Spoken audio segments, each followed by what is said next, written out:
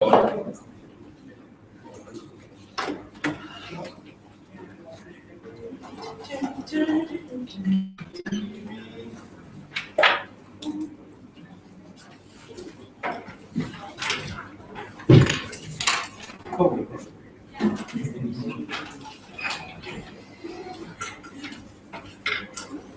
that really scary? I'm pretty sure something will happen.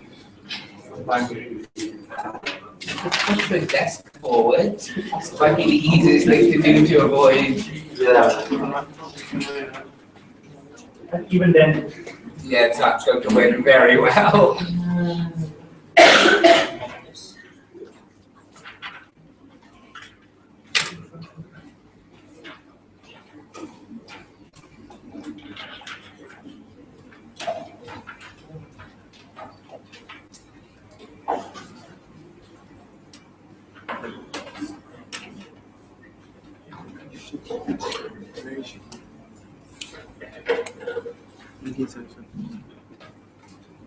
Just before we start, anything teams need to know about the cameras or everything else is?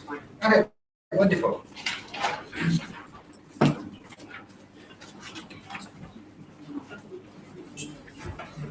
Okay, welcome everyone to the first round of Composite 2017.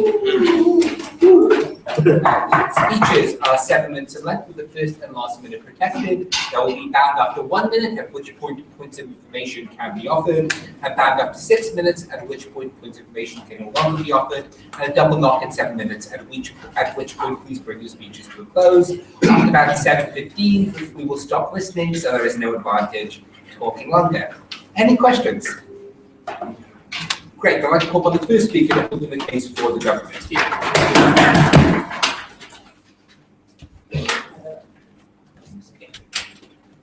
Ready? It's absolutely disgusting that later today I'll be going to watch a Liverpool match, but never in my life have I saw a Malaysian local sport. But that is what colonizers were able to do. So this debate needs to appreciate the specific nuances of what colonizers were able to do. They were able to suggest that they were the apex of human societies, and it's very unfortunate, but many people bought into these sort of characterizations and still do till today. Because unfortunately, we live in a world where the 1975, a very shitty boy band, is somehow better than Alley Cats, a local Malaysian group. And we think that world needs to change. So neo-colonization through soft power is what we incredibly regret. Some model, we would, as far as possible, limit all sorts of colonizer-based media. This includes movies, artwork, literature, whatever have you. We will not read The Great Gatsby. We will ask a Malaysian author to tell us some nice story about the girl he loved, and we would prefer that world because that would involve stuff like Nasi Lemak, and the lady won't be called Daisy, right? So, but more importantly than that, we'll be able to prove to you two important things. Number one, if the British or the colonizers, I'm so sorry, not only the British colonizers, right? But if the colonizers are able to continue to garner money because of things that they were able to suggest from the start and continue to benefit off of that, we think that is as bad as still colonizing us, and we need repatriation, we need money back, not to give money to them. But secondly, if they were also able, and if they're still able to put in certain cultural norms that are unfortunate, like whitewashing and the fetishization of white skin, we think if limiting that makes our people feel generally better, we are better off. Those are the two key burdens OG takes in this debate. First burden, the assumption of credibility. It is unfortunate, but in most colonized states, it is conceived that speaking English is one that is considered intelligent. That playing chess is more important than playing a local sport. And these sort of narratives were entrenched when the British came here because they were your military generals, they were the leaders, they were the people that knew what to do when, and they sometimes even suggested that they were protectors from the Japanese invasion and they won the wars, right? We think that sort of narrative is extremely harmful. Why so? Because oftentimes this has enabled them to continue to benefit off of these narratives set upon the nations that they colonize.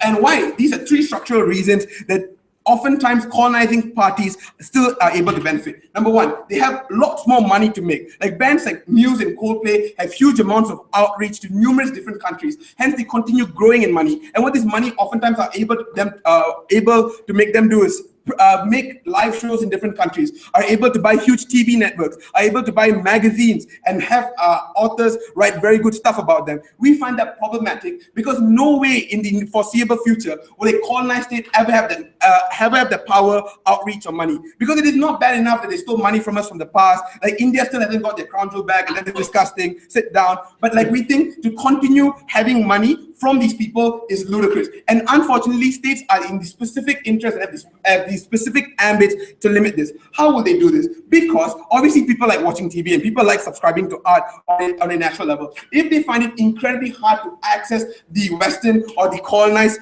version of this art, they're oftentimes more likely to invest in their own form of art, right? And also we think this will lead to a snowballing effect, right? Because when you find these arts resonate stronger with you, they actually display local stories that you resonate stronger with, you're more likely to subscribe to these forms of art. The reason why they've never had an incentive to do so is because they continue subscribing to the colonizing art. So in a balance of probabilities, we are able to ensure that we do not lose all money to like individuals who go watch muse when they come here, but they're more likely to subscribe to local artists, and we prefer that. But that is on a very small level. In the biggest of level, it is unfortunate, but the Malaysian government gives huge amounts of grants to people to go study in Oxford because Oxford is considered the apex of learning, and we find that absolutely disgusting. We prefer that money being reinvested in local universities to hire better lecturers or to improve the facilities provided here, because at every dollar that you give Oxford is a dollar that you give the British Empire that continues to subjugate its people even till today. But before I go on, yes? So what do you think is the main structural cause for this neo-colonialism happening in general? Is it the state's investment? So like I told you three things, right? Number one, they came in, they said they were better than us. We believed them, unfortunately, because they had guns and we had spears. Secondly, they also got lots of money and they burnt our petroleum because they were afraid the Japanese were invading, right? So not only did they take our money, they made sure we weren't able to take our money. And with that money, they were able to go tell the whole wide world that their music, that their art, that their literature was a lot better. And people were unfortunately believing of that. And simultaneously, they were able to tell us that maybe our culture was not as important. And that is the structural reasons why the British Empire continues to grow till today. And that is unfortunate and disgusting. Secondly, what do these movies have that oftentimes on a singular individual level cause numerous problems, right? Oftentimes these movies are whitewashed, and oftentimes they fetishize the color of white. Why do we say this? We see oftentimes famous actresses that win numerous awards, oftentimes they get recasted, or often white individuals. Like, it is fortunate in the world that Lupita Nyong'o has won an award, but Emma Watson has gotten so much more credence, and Benedict Cumberbatch gets so much more fan support. The unfortunate thing is, the narrative that is now subjugated onto the people is that oftentimes the whiter you are, the more likely you are to succeed, because you're considered to be more favorable, you're considered to be better looking, and that's an unfortunate narrative. What does this do? If you look at countries like India, this has gone so bad that India has the biggest subscribers to whitening products, because people that inherently believe that being whiter is inherently better, that the whiter girl or the whiter guy is more likely to get a job interview or get the job, and we find that bad. Why are we able to change that? When you display more local color, when I watch TV and I no longer see a white man being the apex of a good look, but I see a brown man that resembles me, number one, that incredibly increases my self-esteem, but simultaneously that is me no longer subscribing to a culture that oppresses me, because no matter how hard I try, I can never achieve that. What are the burdens that OG fulfill so far, and what are the burdens the OP needs to fulfill? Number one, understanding that this nature is about pre-colonized states or colonized states in general, we need some level of our culture being able to continue to grow, because we're still nascent in these stages. But secondly, but more importantly, we should not be shipping huge amounts of our money to a country that was only able to claim that they were successful because they took our money in the first place. But thirdly, and more importantly, we think we need to start displaying culture that is more sentimental and more it resonates much higher with our people, because this reduces our necessity or our longingness to be more white. What does the OP need to prove? The OP can either do one of two things, right? They will either try to tell you that these harms will not continue, that globalization will oftentimes stem this. We think that those sort of responses is insufficient, because globalization at the same time ensures the British Empire or the Spanish Armada or the Americans continue to grow. For that, happy to propose. Thank you very much for that speech. I'd like to call upon the first speaker for the opposition.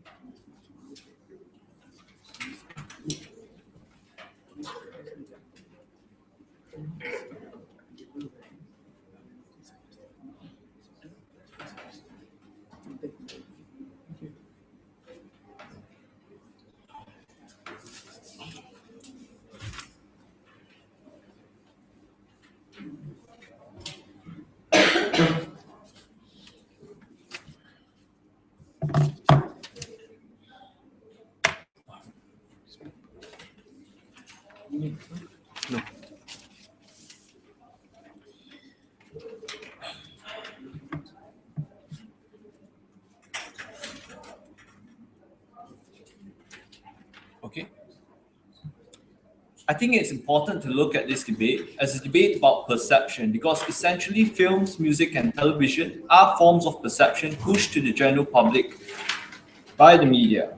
Now, a few rebuttals first. First, about their insistence on how Western media seemingly is the only source of counter-narrative, and their assertion that local forms of narratives can be regressive or are for the most part regressive. Now, first on their countermeasures. The problem in status quo, if progressiveness is what you're fighting for, such as acceptance of homosexual rights and the rights of other minorities, is that a lot of times these fights for progressiveness are viewed as forms of Western imposition. Or more often than not, these forms of fights are catered to Western liberal biases.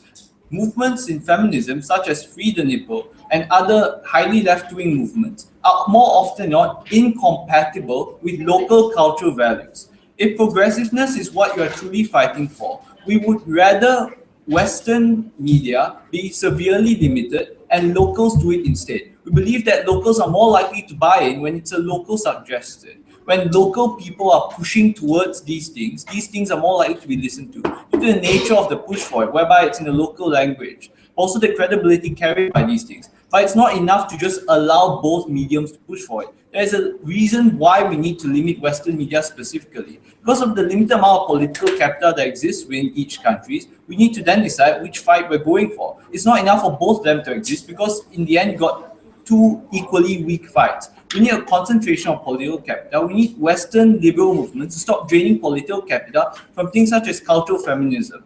Now, in progressive ways, we don't believe locals are always regressive in their methods. As proven earlier, more often than not, locals also have their own unique forms of progressiveness. But more often than not, these things are uniquely tied to local progress. It means that you're more likely than not to follow the pace of these local countries rather than push for the pace of these liberal countries such as the UK. But why it's specifically harmful is that liberal media, more often than not, is paced way far ahead, further than what these local countries are ready for. It means that the amount of initial backlash is definitely going to be higher if you're going to push for these Western forms of media, pushing for these progressive values. We believe that it's important to pace progression to that is suitable to local people as a whole.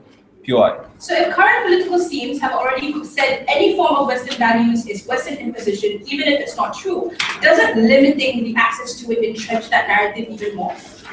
We believe that what's important here is achievement of those progressive values. It's okay for things to be branded as Western imposition as long as we get these values reframed from a local perspective, meaning that feminism in society will be related to topics such as, for example, wearing the hijab as a form of feminism.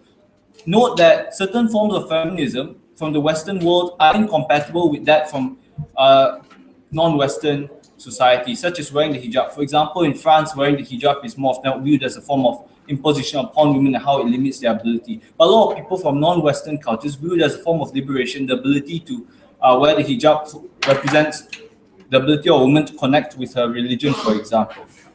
Now, on something that they never engaged with was the whitewashing of Western culture. We believe that more often than not, you see, the problem with Western media as a whole is when talking about colonialism specifically, and this is relating it back to motion, the problem with Western media is more often you whitewash these things, but the inherent value of whitewashing is you often skirt over the kinds of atrocities that these Western countries have imposed upon these developing nations early in history. We believe that this is specifically harmful when you talk about things such as perceptions of history, for example. We shouldn't allow Western countries to dictate how history should be perceived or dominate the narrative, because more often now these people will not highlight the kinds of systemic problems that they put in place within these developing worlds. For example, Malaysia was heavily robbed of its natural resources, and this significantly hindered its capacity to compete later on. The reason why a lot of these Western countries are developed as they are is because of the initial plundering of developing nations. This is a narrative that's more often not forgotten within Western media as a whole. We need these narratives to return for the sake of claiming reparations for these things, or remembering history for accuracy's sake. We believe that it's important to remember history as it is, and not something that is to be whitewashed. But also on cultural growth, we believe that there's a systemic problem with Western dominance of the media, because it's essentially Western dominance of culture as a whole. We believe that at the point at which Western culture becomes something that's extremely popular, it becomes something that locals can never truly subscribe to, which brings back a lot of arguments on assumptions of credibility. Like, what it means to be competent isn't necessarily what it means to be white. But we have a lot of Western media, such as Sherlock Holmes, for example, that highlight the image of a white man being a genius. You hurt indirectly the capacity of other people from distinct ethnicities to follow their own brands of genius. We believe that this is extremely problematic because it also limits people's capacities. These are things that people are not extremely conscious of in society. For example, discrimination in job interviews. We believe that the problem in society also is the perception of credibility or the perception of competence. More often it's linked to the image of a white male rather than people from these ethnicities, people that were once colonized. We believe that the presumption of competence in society is not limited or isn't counted effectively by meritocratic means as well. We believe that a lot of these meritocratic means are more often than not skewed towards white individuals. It's very easy to justify your choice with some qualification because of the diversity of CVs, right? Which is why meritocratic means alone will never be able to will never be able to limit the capacity of these people to be discriminatory in job interviews. Now, what have I talked about so far? I've talked about how it's incredibly important for history to remember what it is. I've talked about the importance of white washing being counted. I've talked about why it's not enough to just allow for both forms of media to be allowed in society, but it's important to limit Western cultures as well, because Western culture effectively limits the capacity for local culture to be forwarded within society. Due to the nature of things such as access to capital of Western media, as highlighted by first speaker, it means that Western media as a whole needs to stop being dominant within local cultures. With that, proud to propose. Is it possible to hold time? The minutes are there. Thank you very much for that speech. I'd like to call upon the second speaker for the office. 4 things. First of all, problematic narratives. Second of all, empowering domestic cultures. Third of all, individual choices and benefits to individuals in terms of cultural capital. Fourth of all, impacts on social movements and politics. First, let's start with problematic narratives. The first thing is said from Gov is that there's a problem of whitewashing, to which we think there's a dichotomy that we need to consider here. Either we posit that these privileges and biases are entrenched, to which we say that fundamentally these arts and culture and films do not contribute largely to it. I'll explain that more on that later on. Or we say there's sufficient pressures to counter that. First problem, then, the idea that they are entrenched systems. Note, all the examples they gave about the existence of historical actions, economic injustices, the ability of the West to control textbooks, production of media, and all that, still persist on their side. Our claim is not only to say that it doesn't do anything, because they might say, you're still taking away one means of the West to reinforce that privilege. Our claim is that the West can easily substitute through alternative means of reproducing this privilege, like the internet, like textbooks, like writing the academia, like journals, that recreate the same extent of privileges to the extent that your claim here that entrenchment exists so strongly. Either that is the case, or we say that organic ways to deal with this entrenchment. There are 4 organic methods we say exist. This deals directly with the stuff they say about crowding out and also lowering of credibility. 1, democratic incentives. Note, if you live in a society where the majority of people are constantly being told they're inferior, denied jobs, or that you're fundamentally worse off because you don't look in a certain way, chances are you're not going to be a very popular government, but also on the local constituency level, where your own economic performance of your voters matters disproportionately more in local council elections and how local culture is negotiated and produced. These are the cases where you're likely to care a lot more about countering the biases of whitewashing, because chances are most of the people that vote for you or elect you would feel pissed off if it is indeed true that you're living in a whitewash society where only 1% get off at it. If that is because of structured economic disincentives and privileges, that is a structural problem. That's nothing to do with arts, culture, or media. Second response, people choose and opt for the forms of consumption, right? Because their claim almost is set in an entirely colonial setting, right? They wanted to say that you live in a colonial society where this is hegemonic culture and there's no other forms of culture. That's not true, because a lot of the local cultures and mainstream mass cultures are A, low cost. That means you can easily opt into it in the forms of not necessarily paying for expensive tickets or cinema or going to watch a local festival, because you don't need to pay a substantial amount of money to go to a village corner to listen to your elder talk about history or to walk on the streets of, KL and witness the local culture being entrenched and embraced it. What does that mean? That means it is not true that people can only choose to consume Western culture in that sense. Thirdly, nationalist narratives. Note, the incentive for governments often in these cases is to construct the West as the other. How do they do that? That means they actively, as pro-status quo, subsidize domestic cultures and local cultures. Why is this more plausible than their claim, which is colonial or post-colonial states borrow from the colonial master states? It's because the politicians, the leaders, and the structures that come to power after the end of colonialism tend to be those that are fucking angry at colonialism. That means our counter-narrative is more plausible than what they say. Fourthly, we just think that it's true. If their claim is a lack of funding or crowding out of local producers, the solution is to subsidize them. Their strongest claim that CTMAC pushes, no, but people don't go to them in the first place because they care about the West so much. A, if they do care about the West so much, it's unclear why that's ever an illegitimate choice. But B, we think that there's sufficient incentives to lure them because the exposure you get to local producers, local arts, is just so much higher than you get to Western arts. That's why there's no need to limit Western art and status quo. The brief thing about a moral argument, we just think people have the right to choose where they spend the money. So if I want to spend money on Coldplay, there's nothing wrong intrinsically with that. Second point, domestic culture. So their claim is that, right now people don't invest enough in domestic culture. Bunny already told you our counter-robbers invest more in that. But second of all, my point here is that the existence of more Western arts in the local market helps local culture in developing. 4 reasons why. 1, you create an active political incentive and pressure on the government to ensure that the quality of the arts is subsidized, or the quality of the cultures they're producing here is commensurate, if not better, than the quality of the West. The existence of the West as a competitor, therefore, forces you to elevate the quality of the own art to make it more enduring and attractive. That has a spillover benefit that makes it more internationally viable. You can export it to other places and therefore make money out of it. Second of all, we also think there's an inspiration effect, right? Bunny talks about the idea of, techniques and all of these hard forms of skills that you can acquire. Moreover, it's important to note that when people watch and engage with Western media, it's not just the content they're engaging with, because they realize the way they've been brought up and the backgrounds that they've been engaged with, fundamentally the content is problematic. But they acquire things like cinematography or the very ways in which the narrative is constructed in Western media in order to make their own local narratives and their local arts more palatable. But thirdly, we also think there's an organic incentive that limits the extent of problematic whitewashing that is good. Because the existence of domestic arts as a competitor forces international films and movie producers to also ensure they don't whitewash as much, because doing so would cause them to lose out a large chunk of the market they otherwise have in the third world. That means that fundamentally, that all the more incentives for domestic cultures to be reserved on our side as opposed to yours. Thirdly, individual benefits. Our claim here is that people should have the right to choose and opt for the method and means in which they derive entertainment. That is a prima facie right, just like how I should have the right to consume Jane Eyre, or I should have the right to consume Pride and Prejudice, as opposed to you forcing me to read Twilight, or whatever you're talking about. Or in China, they don't all have to read the fundamental communist little red book from Mao, because fundamentally people have the right to determine the method in which they gain entertainment. There are 3 concrete benefits that support this. 1, the ability to escape, because the ability to associate with a cultural context that is not the one which you're arbitrarily assigned and born into is an important right. There's no fundamental reason why just because I'm Chinese or Malay or an Indian, I ought to be forced into and confined within the culture in which I'm born, right? There's a prima facie right. I have the ability to engage with other cultures and opt into them. And to the extent that you make it substantially harder for poorer or less privileged people to do that, we think that's an injustice in and of itself. Go on. If people have a right to choose, why are you then subsidizing, according to Bunny, a backward culture that is unnecessary?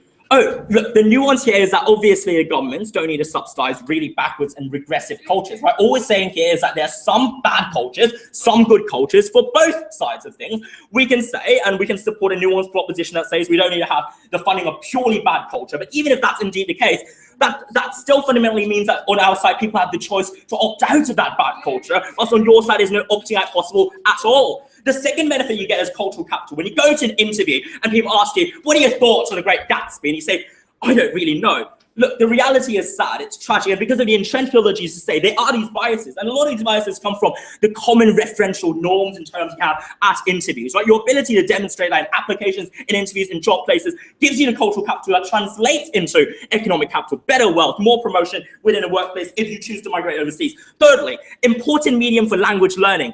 Arts, movies, and television are important ways for people to acquire the linguistic skills because they're easy to acquire, easy to associate with, easy to familiarize with, and for consuming and watching these arts, you gain the skills that allow you to get more economic capital in a, sadly or not, but increasingly globalized society. For all of these reasons, we think individuals should have the right to choose and consume the art where and should they choose to do so. For all of these reasons, proud to oppose today. Thank you.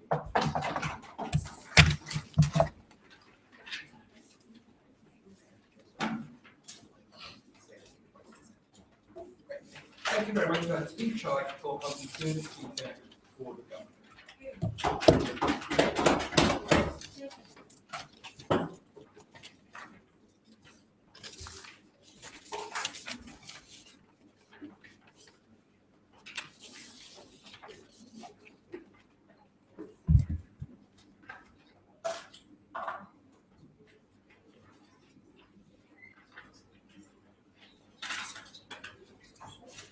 Basically, O came out with two propositions. Firstly, that Western media is important to either A, bring progressive values into post-colonial states, and number two, co-option is necessary for the success of your local artists. And the second proposition, against all logic, local media, admittedly low budget, logistically inconvenient to consume, can survive in direct competition with big budget Hollywood as long as the Malaysian government have billions of dollars lying around to fund the next Malaysian Transformers, the next Malaysian Avatar, because apparently we can survive in direct competition.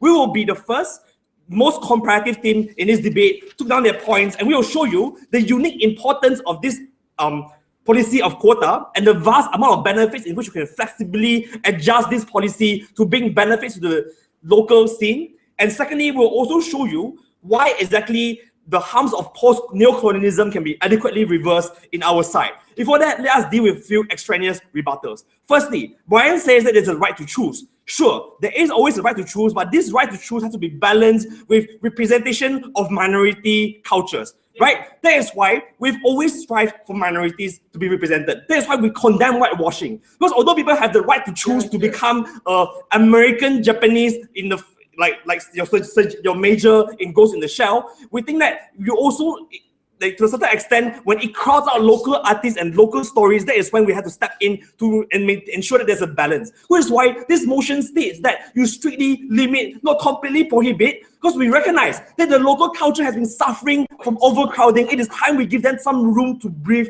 so that people can associate with heroes from their own cultures. Secondly, they said you have to connect better with employers. But it's interesting because those benefits in status quo only exist to individuals locally who has the privilege to opt into a Netflix account, right? We tell you in a world where we strictly limit access to foreign culture across the board, your prospective employers are likely to connect with you based on local stories and lower their expectations of what to expect from local employees, because now they will know that you have only been exposed to local cultures and they will try to get to know you more as opposed to expect you to opt into their culture. Thirdly, medium for language instruction. Are you serious? We can have like English schools and all those things. Like, yeah, that's it, right? Now, firstly, we used to have progressive values in our world. We said, firstly, that's extremely offensive to suggest that we would be unallied savages who discriminate against each other, have no idea of what the concept of whitewashing is. We tell you the wish to be equal, the wish to be treated equally, and the wish to not be like misrepresented is inherent in every culture, which is why even in Malaysia itself, you have Muslim feminists who yearn for equality. They tell you that it's true. But secondly, sometimes Western cultures are the ones who are uniquely offensive and racist, right? You only need to look at Ghost in the Shell or American Sniper, right? Who paint all other cultures except the white culture as enlightened, unprogressive, until white men comes in to save the day. We tell you they don't give any unique form of nation that Western culture, however progressive they may be, to bring towards the local culture. Thirdly, also progressive values. You as them as an agent. Which is why even though this is always thing. Like right now, this happening time and time because Western media is a prominent Western media But second, let's say, what about corruption, right? Apparently, yes, what is inspiration from people's British. But we tell you, it's incredibly marginal, and the trade-off is not worth it. Because we tell you, we also have a lot of words, like swing, like loud, right? Always because of those dominance of Western philosophers. If some kinds of inspiration is a trade-off that we not make in order to give more prominence to local philosophers who would take the trade-off any day. But secondly, the set what you call collaboration, right? Maybe sometimes it's unite and actually work together. Maybe show your story and stuff is so important. But the point is, if they do bring benefit to local culture, it is our prerogative to allow those into the local thing, especially when they bring a lot of benefits locally, right? But what's the catch here? In which world do foreign studios have more incentives to give better representation to our local artists? It is a world where we leverage to say, to tell you, if you don't include those things, it is when you fall within the quota, we will not give you any exemptions. We tell that incentive structure exists more in our world. Ryan. Whitewashing has been parodied, mocked, ridiculed, and critiqued extensively in a lot of developing countries. It's precisely because the majority of the people living there do not buy into the ridiculous narratives there. That means that the offense, even if it is... That's what you say, but you still have the Great Wall, you still have Ghost in the Shell, you still have a myriad of so many forms of whitewashing that still happens. We tell you it is a problem that will always exist. The only time when whitewashing will not be given prominence is when the locals produce it from the local pool of talent. Firstly, right, what is the importance of this quota? OG said the quota system, and we admit that that's correct, right? But what's the significance of those quotas? We tell you uniquely, it gives the local government leverage over foreign filmmakers, right? Like what China is doing. China, through their quota, they only give special privileges to film studios who's willing to, number one, profit share, right? It means that they're willing to share the profits they make locally with the local government so they can use that money to subsidize local filmmakers. If all wants to stay for subsidy, our world will ensure more money for that subsidy. Yeah. Secondly, China also give priority to movies with low representation of local heroes, like Shanghai Nights, Shanghai Noon, which put Jackie Chan as one of the main characters in that movie itself, alongside Owen Wilson, right? You have things like Iron Man, right? Where they do have very prominent Chinese scientists in those movies who do help to forward the plot of those movies. Only in our world do you give incentive structures for filmmakers to cater towards the local industry. But secondly, why is it mutually exclusive to status quo, right? Look, there's two things that you have to recognize in the context of developing countries. Number one, your consumers have a limited amount of time and money to spend on entertainment, right? Secondly, not all film industries start off equal. Hollywood have like decades of prominence and decades of headway ahead of them, whereas your local filmmaking industry are just infant industries, right? Which is why it is true when Brian say it's often low budget. It is true when Brian say it's not always available. You have to travel long distances to be able to enjoy those things, right? Which is why in the world where they're in direct competition with each other, local industries can never thrive exactly because people would rather use their money to opt for a more conveniently available big budget movie studios that is going to offer better entertainment to them. It is only in our world where we limit those big budget movies from overseas. Can people adjust their expectations? Will people finally be able to look at a Malaysian show and say it is no less inferior because they don't have a comparative to compare it to, when it is the only thing that they have to consume? That's when our local industries can strive. Panel for better representation, to give leverage to our government to improve our culture and representation. Go for CG. Thank you very much for that speech. I'd like to call up the third speaker for the opposition.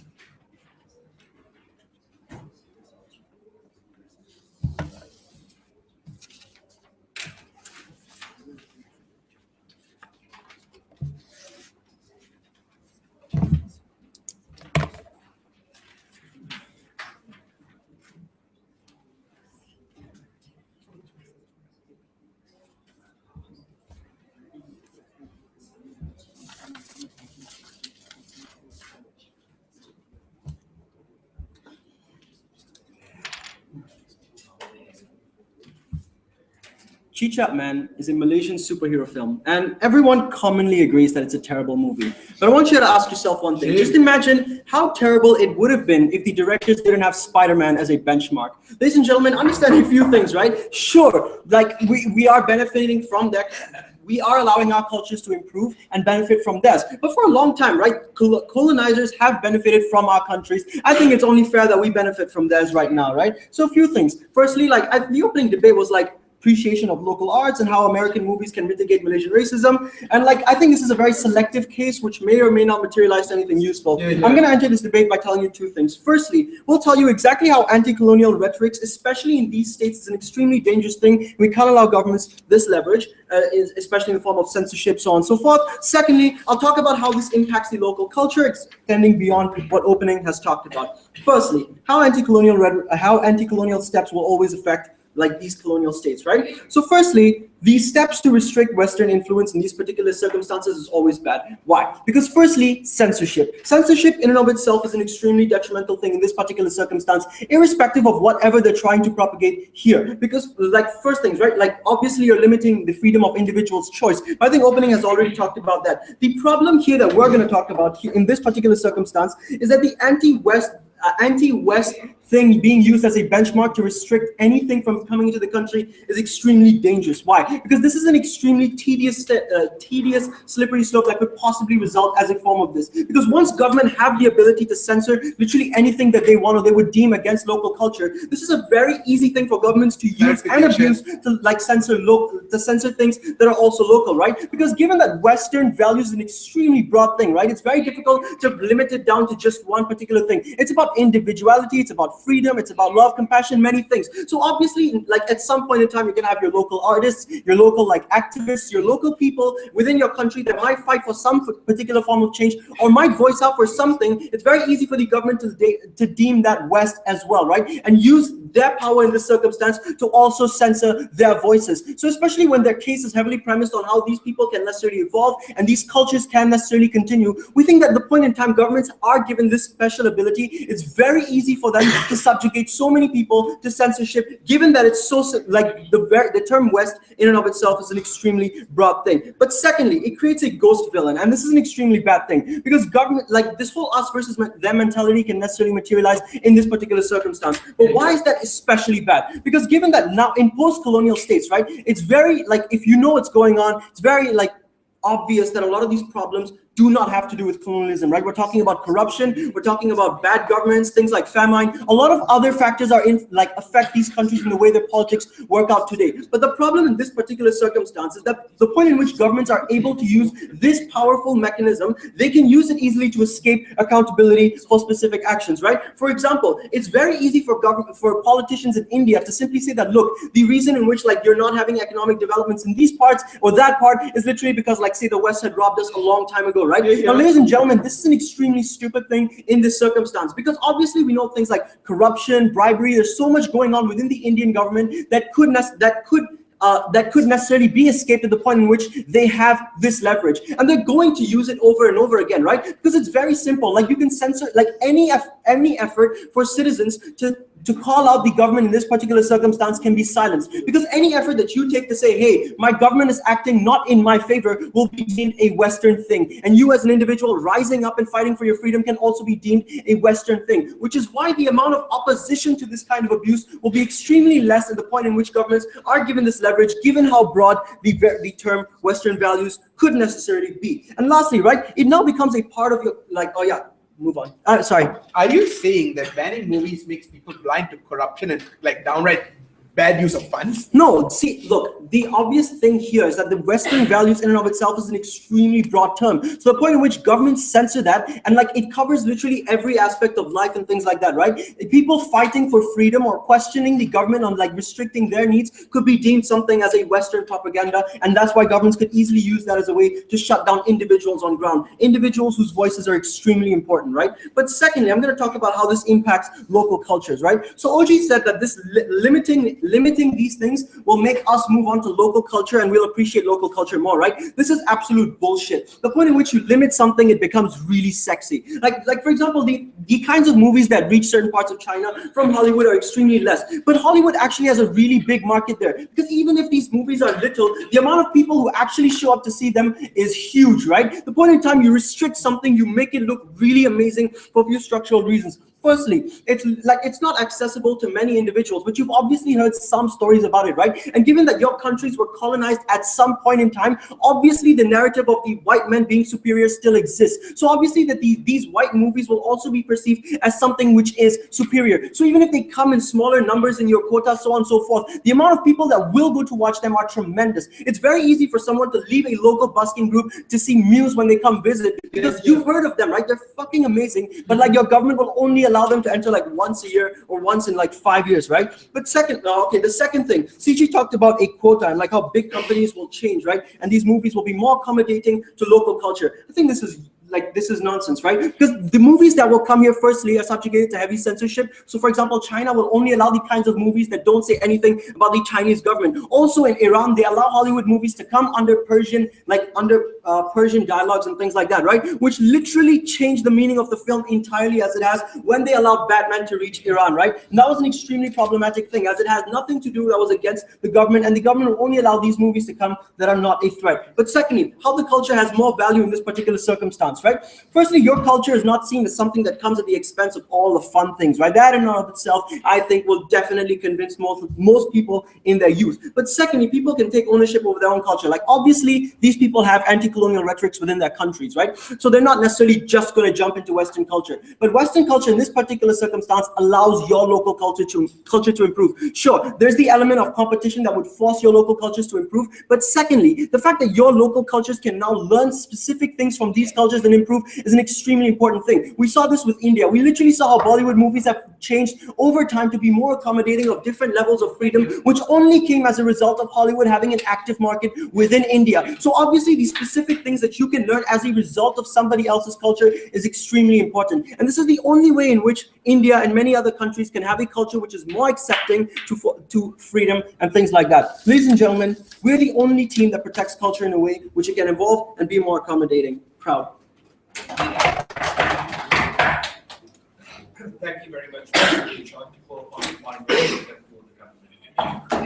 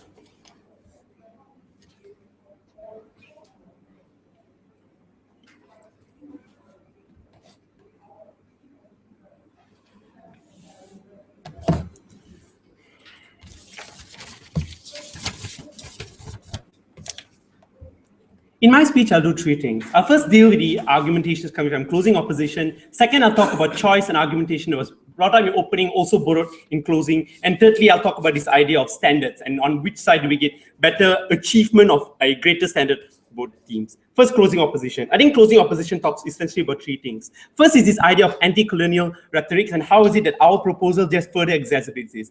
We would like to posit to you when it comes to anti-colonial rhetorics, especially in the context of post-colonial countries, it's something that's very much important is to the protection of the nascent state of these situations. For example, I'll give you two situations. If you talk about sentiments on the ground, after a post-conflict and etc., you need to skew certain sentiments on the ground is for you to create a greater good in terms of benefit that comes to everyone. For example, post-Rwanda, there had to be active action by the state to limit the narratives that were set by the general that went persecuting the minorities of Hutus. This was done, albeit in there was some level of skewing in a post-conflict situation. important for you to regulate the sentiments on the ground for a greater good. Similarly, when it comes to economic things, right? For example, Korea and Japan, right? We actively restrict the bringing in of cars, imported cars, supposed to push forward the development of Honda and Hyundai, right? Because these were important things for you to push towards a dominant narrative that already exists, for you to push towards greater involvement and protection policies of your local cultures and local situations. Similarly to this proposal, right? Entirety of government bench has already showed you the problem that comes with regards to post-colonial countries and the dominant standards and narratives that's already set, which is why we think it's perfectly justified for us to do this, given the two precedents that I've showed. But the second argumentation that closing opposition brings is that this is going to be used as governments as a scapegoat when they push away things and etc. Two responses to this. We think things like political censorship is something that will happen on both sides, right? If your state if a Western a movie is going to put forward a movie that is extremely harmful towards your state. Countries like Indonesia, countries like Malaysia, even in status quo, already restrict this to begin with. We don't think that's a fair burden to push our side that is exclusive harm.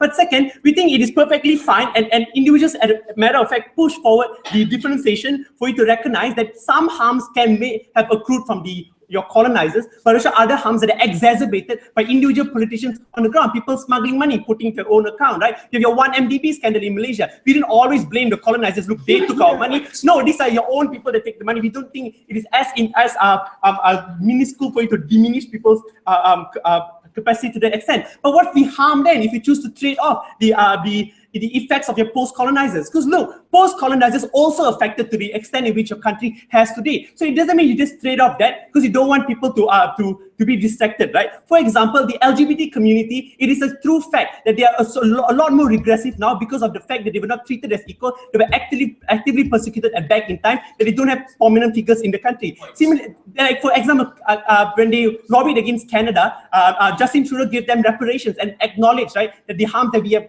posited. These type of reparations and recognitions are important, and we cannot trade it off just because it could potentially distract people when we don't think that's an exclusive argument to begin with. Please sit down. The third argument, and this is the funniest, they say when you restrict something, it becomes sexy and then your problem doesn't get solved. Yeah, maybe it becomes sexy, but the 2 Western movies you watch in a year is overweight by the 50 other local films that you watch in a year. Even if it's one that is sexy, the discourse that you have with your friends, the movie that is most fresh in your memory is the local movies that would exist. So even if it's not about even it's sexy or it's not, it's about the dominant narrative that you now twist and turn as opposed to the Western agenda towards a more local agenda, right? So we think these are the reasons in which that closing opposition doesn't stand in this debate. But also note, they were not responsive at all to the extensions that Leroy talked to you about, something I'll talk about right now. Please sit down. Let's talk about the idea of choice, because essentially, opening up and closing up say choice is important. Yeah, fine, choice is important. But it's not as simple as you giving 2 options and then you have a choice.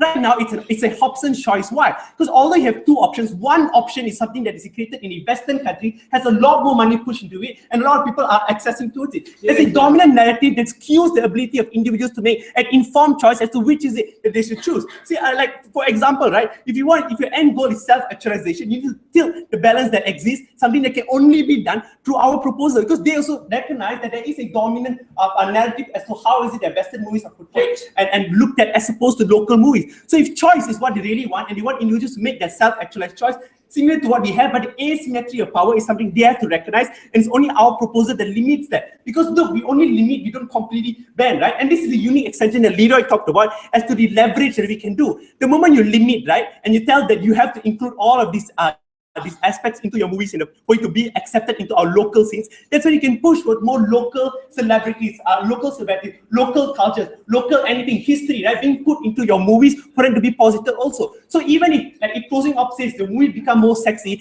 under our side you have that sexiness, and you also have the pushing towards your local situations as compared to an absolute lack of it on side opposition, because you can never have that leverage on your side when you don't have anything hold against them. The success stories of how China has pushed towards this, and all examples Leroy talked about, was never once engaged by closing opposition, and this is a benefit that we can get. Let's talk about the third thing before I go on here.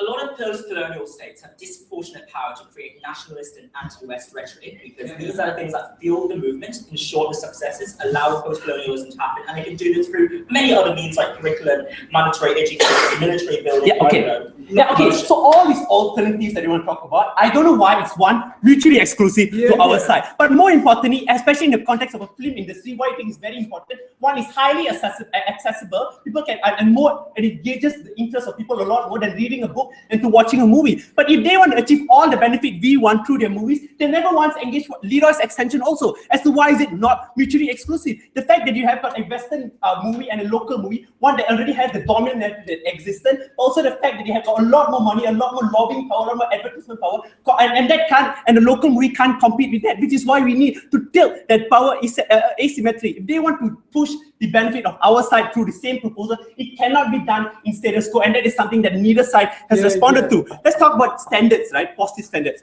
Note that as much as the government bench has said that these movies can give negative standards, all opposition did is that they can also provide positive standards.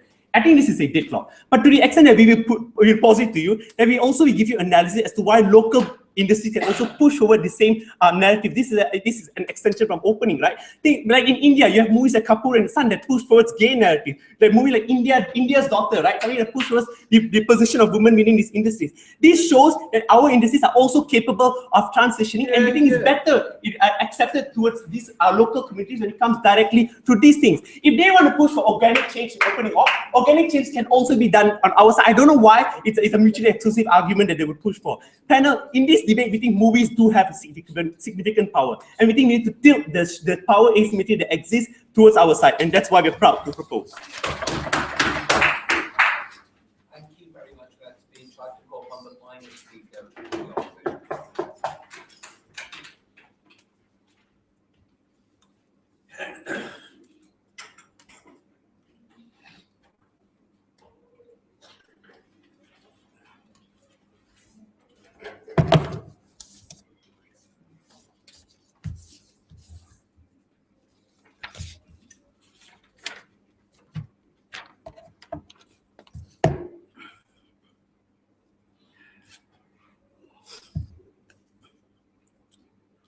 The reason why the Bangladeshi people value their language so much is because people fought and died for their language. So this is the same thing that applies for culture. If it is just there and you see people dancing all the time, you have your elders telling stories, you probably as a person who is growing up wouldn't value your culture as much. But when you have a cultural war where you're fighting against the colonialist powers and their imperialism and their whitewashing of your movies and your culture, we think this is a point in time which you value your culture to a greater extent. That was the extension that was coming from IDSA that we know failed to acknowledge. We think the point in time which you have the point in time which you take ownership of your culture, and the point in time which you realize your culture is something that is very significant, is the point in time which you have long-term progression and long-term sustainability and valuing of your culture. This doesn't happen under their side.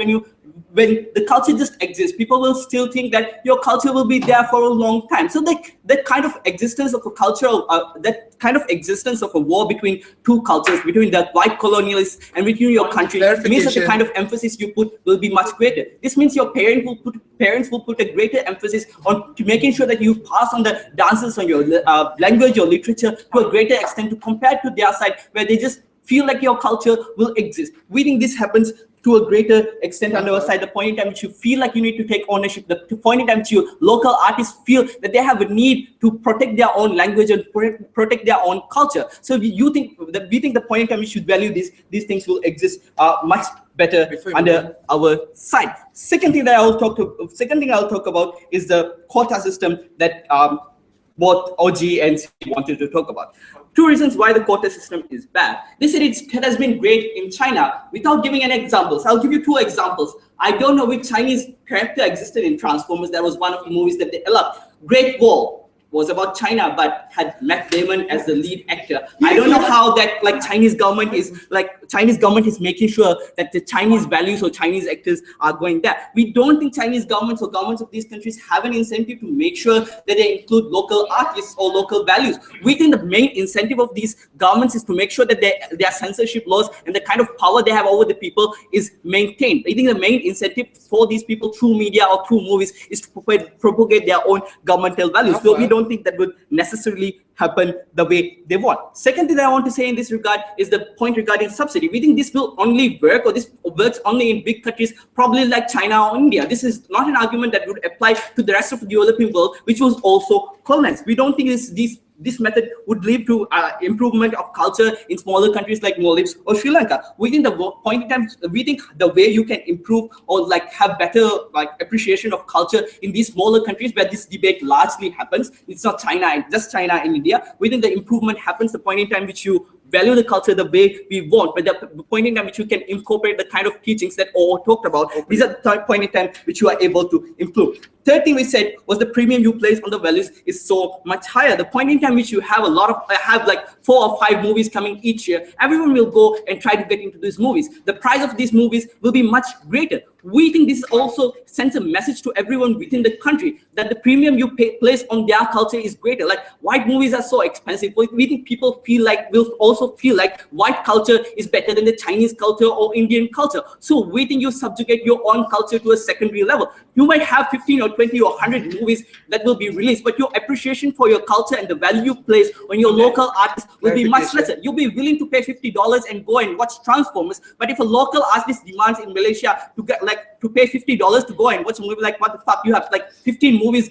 coming out every year, you will not be paying these things. We think the value you place on your culture is much lesser under their side compared to this. We think the cost this comes at the end of the day, even if they're able to achieve all these things, is the cost that you have in regarding to things like censorship and the involvement of culture that was coming from IDSA that they didn't engage with. Before you move on. Sure. Okay. OG told you subscription in art is oftentimes based on promotion, which Western bases have a lot more money to invest in. How do you ever able to counteract this? We think they have been able to counteract these things in a lot of countries. Like you can see in India, Bollywood is largely, even though you have a lot of Western movies coming in, when you appreciate your own culture, when you feel like your own culture is also something that is valuable, people go and watch Bollywood movies. The reason why they do this is that because they don't see white movies as being something that is much better. They feel like their musicals of having like 8 songs is a great way of entertainment compared to the Western way of entertainment. We think the point in time which you value your culture, you will be willing to give that money. That happens in India, the point in time which you have that cultural war. When you have white movies and Bollywood movies coming in, this is a point in time they feel like they can make an active choice and go into that Bollywood movie compared to China, where had just 7 white movies and you like place a higher premium on these kind of things. Going to the second extension that was brought regarding censorship laws and why these things are inherently bad. I told you that the kind of long-term harms that will have in your country is great because of the kind of influence that media and art has. This allows the government to control the narrative and government to implicitly pass on a lot of messages to the masses, right? So the response that was coming from like Vinod was great. So he said that you needed to do these things in countries like Rwanda. Exactly the reason why people like Paul Kagame has been able to be in power for 30 years, because they're able to control the media and censorship laws to like paint everything that is against his rule as white, everything that is against him as colonial imperialism. So these are the kind of things that governments of countries like China has also been using. This also means the kind of local artists that you wanted to talk about will also not be able to prosper. I forgot the name, the guy who won the like Nobel Prize for Literature in China who was jailed. This guy was also not able to talk about his things or be a local artist or promote his work because of the kind of censorship laws. He was also labeled as someone who is bringing in white imperialism and democracy and things like that. So these are also things that wouldn't necessarily happen. This also means if they want to bring progressive values under their side, this is also something that wouldn't happen. The point in time which they organically improve or whatever happens,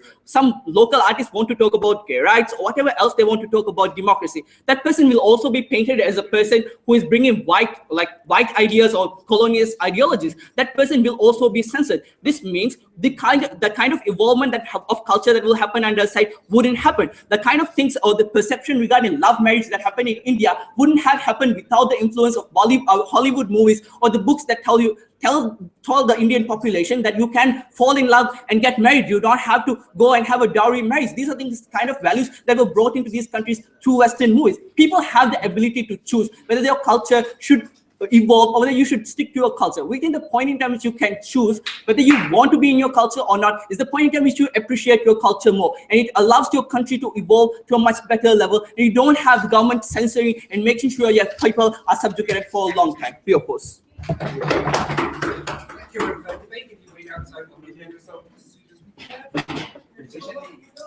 Thanks for the debate.